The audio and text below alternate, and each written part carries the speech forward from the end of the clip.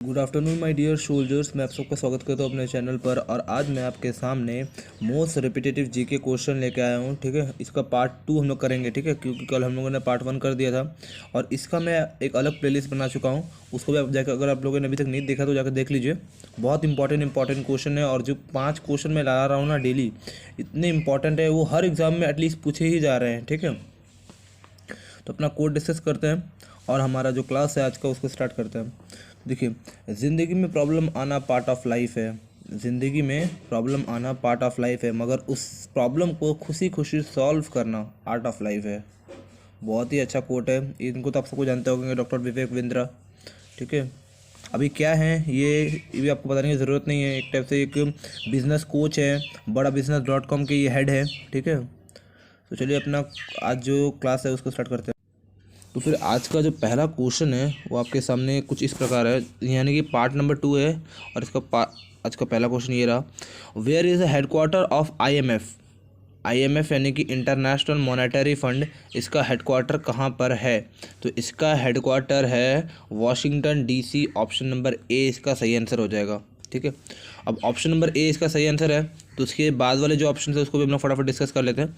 जैसे Geneva Switzerland, Geneva में एक चीज़ का हेडक्वार्टर है, मैंने कल आपको बताया था, WTO वर्ल्ड ट्रेड ऑर्गेनाइजेशन, जिसका हेडक्वार्टर है जेनेवा स्विट्ज़रलैंड में। स्विट्ज़रलैंड की कैपिटल भी मैंने आपको कल बताई थी, वो है बर्न, BERN, बर्न। ठीक है, नेक्स्ट नेक्स्ट पॉइंट है वियना ऑस्ट्रिया। वियना ऑस्ट्रिया यानी कि international atomic energy agency, international atomic energy agency का हेडक्वार्टर कहाँ पे है? वियना ऑस्ट्रिया में है। और ऑस्ट्रिया का अगर आपसे कैपिटल नहीं, सॉरी, वियना का कैपिटल पूछा जाएगा तो वो ऑस्ट्रिया ही हो जाएगा। ठीक है, next option, sorry, Bangalore Karnataka, Karnataka Bangalore में इसरो। ठीक है, और एक और है, ये तो इसरो का हेडक्वार्टर तो है ही है, प्लस AFA, एयरफोर्स एकेडमी। ठीक है, ठीक है, उसका भी हेडक्वार्टर बेंगलोर यानी कि बेलगांव में है। ठीक है, नेक्स्ट क्वेश्चन की तरफ मूव करते हैं हम लोग फटाफट। आई होप आपको क्लियर हो गया होगा पहला क्वेश्चन। कुछ भी डाउट हो रहा होगा अगर आपको कोई भी क्वेश्चन में, तो आप लोग मुझे कमेंट सेक्शन में पूछ सकते हो। ठीक है, next question, by whom are issued ₹1 note, यानी कि 1 रुपये का जो नोट होता है ना, उसको इशू कौन करता है?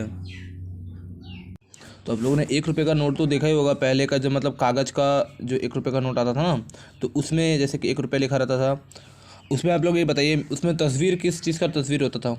ठीक है, ये आपको बताना है। चलिए, और इसमें मतलब इसको इशू कौन करता था? तो इसको इशू करता था government of India. D option, government of India. क्योंकि देखिए 1 रुपये सिर्फ एक बहुत ही वैल्यूएबल क्वेश्चन है ये। सिर्फ 1 रुपये का जो सिक्का मतलब नोट होता है, उसको 1 रुपये का जो मतलब सिक्का नोट होता है उसको गवर्नमेंट ऑफ इंडिया इशू करता है। बाकी सारे पैसे जैसे 5 रुपये का डॉलर हो गया, 10 रुपये का डॉलर हो गया, उसमें देखना आपने RBI लिखा होगा, यानी कि रिजर्व बैंक ऑफ इंडिया। अगर आपके पास पुराना 1 रुपये का नोट है तो उसमें आप देख सकते हो, उसमें लिखा होगा गवर्नमेंट ऑफ इंडिया उसको इशू करता है। ऊपर गवर्नमेंट ऑफ इंडिया का साइन होता है। ठीक है, गवर्नमेंट ऑफ इंडिया बना होता है। ठीक है, लिखा हुआ। देखिए 100 रुपये हो गया, कोई भी नोट होता है वो RBI इशू करता है। अब RBI अगर आगे ऑप्शन में, तो इसके बारे में भी थोड़ा डिस्कस कर लेते हैं। RBI जो था कब बना था? 1935 में बना था, under the regulation act RBI, banking regulation act 1949 के, अगर जो बैंकिंग का जो रेगुलेशन एक्ट आया था उसके अंडर में इसको बनाया गया था। ठीक है, अब स्टेट बैंक ऑफ इंडिया की अगर मैं बात करता हूँ तो 1955 में बना था। और एक है SEBI, security exchange board of India, का मैंने बहुत बार आपको फुल फॉर्म पढ़ा दिया है। और ये जो बना था 1998 में, सॉरी 1982 में बना था। मतलब इसको मान्यता दिया गया था कि आप म्यूचुअल फंड को कंट्रोल करोगे, 1982। Next question number 3, the first oil refinery in India was establish, यानी कि पहला ऑयल रिफाइनरी इंडिया का कहाँ पे इस्टेब्लिश हुआ था? तो इसका सही आंसर है ऑप्शन नंबर ए, डिगबोई, असम में। ठीक है, असम की कैपिटल क्या है? दिसपुर है। अब मैं आगे बढ़ता हूँ। अब असम के जो CM है अभी करंट पे, वो कौन है? हेमंत बिश्वा शर्मा अभी यहाँ के CM है। ठीक है, गवर्नर है जगदीश मुखी।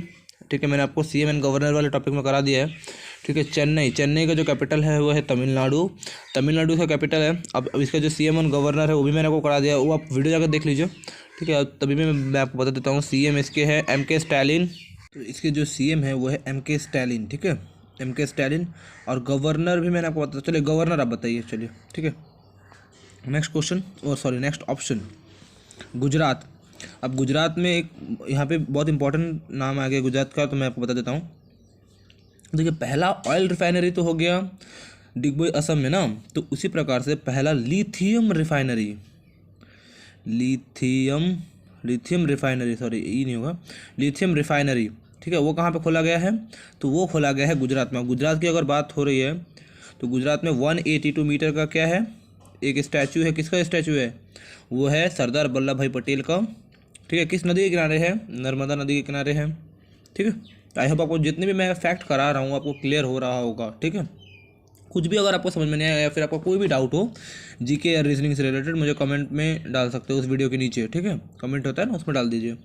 जैसे देहरादून में हम लोग बहुत इंपॉर्टेंट है, IMA सबको जानते होंगे, इंडियन मिलिट्री एकेडमी का हेडक्वार्टर है, सॉरी ट्रेनिंग सेंटर है यहाँ पर देहरादून में। Next question number 4। ये क्वेश्चन मैं अभी तक एक बार भी नहीं कराया हूँ, लेकिन ये बहुत इंपॉर्टेंट क्वेश्चन है, ये PYQ क्वेश्चन से ही मैंने उठाया है इसको, ठीक है। When was we celebrate world liver day? World liver day किस दिन सेलिब्रेट किया जाता है? तो वर्ल्ड लीवर डे जो है वो सेलिब्रेट किया जाता है 19 अप्रैल को। बी ऑप्शन इसका परफेक्ट आंसर है, ठीक है। 16 सितंबर को अगर मैं बात करता हूँ तो इसमें सेलिब्रेट होता है वर्ल्ड ओजोन डे, ठीक है, वर्ल्ड ओजोन डे, ठीक है। 25 जनवरी अभी हम लोगों ने हाल फिलहाल में सेलिब्रेट किया। क्या सेलिब्रेट किया फटाफट बताइए आप लोग मुझे। बहुत ही इंपॉर्टेंट डे सेलिब्रेट किया, national voters day, NVD, national voters day.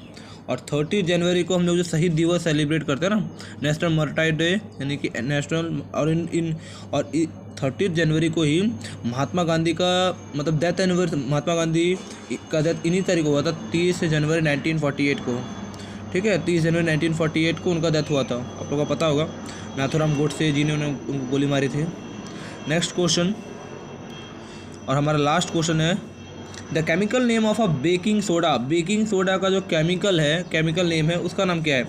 देखिए बेकिंग से B से शुरू होता है, तो कार्बोनेट, बाइकार्बोनेट से शुरू होगा, B से शुरू होगा, ठीक है।